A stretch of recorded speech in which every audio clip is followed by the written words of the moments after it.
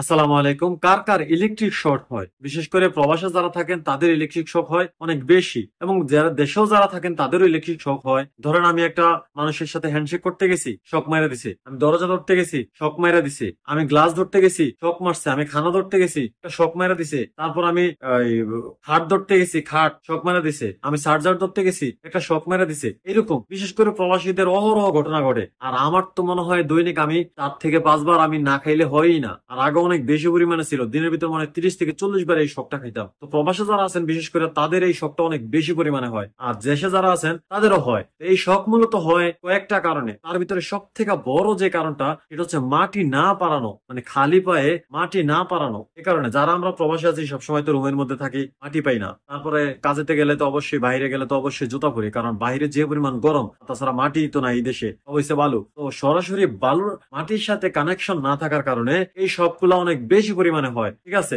আর বিশেষ করে এসি ছাড়ার কারণে আমরা সব সময় কিন্তু এসি ছেড়ে রাখি, রুমের ভিতরে যতক্ষণ থাকি ততক্ষণ এসি ছেড়ে রাখি। শরীরের যে তাপমাত্রা, এসি মনে করো যে শরীরের ভিতরে অনেক মানে একটা প্রবলেম তৈরি করে, ঠিক আছে। তার কারণে যে কোনো কিছুই ধরতে যাই শক মারে, বিশেষ করে কম্বলে অনেক বেশি পরিমাণে শক মারে, কারণ এসির এই হাওয়াটা, ওই হাওয়াটা একটা ইলেকট্রিক তৈরি করে। তার কারণে এসির যেই রুমে থাকি আমরা, তার কারণে যেই রুমে থাকি আমরা, ওই রুমের কম্বলটা ধরতে গেলে অনেক বেশি পরিমাণে শক দেয়। 10 থেকে 12টা তো একদম সাথে সাথে মেয়েরা টাস টাস টাস টাস করে দিয়ে দেয়, ঠিক আছে। অতিরিক্ত হচ্ছে কি, আমাদের সাথে পায়ের সাথে মাটির সাথে কানেক্ট না থাকার কারণে আমরা বাহিরে যখন যাই তখন কারোর সাথে হ্যান্ডশেক করতে গেলেও আমরা এই শকটা খাই, ঠিক আছে।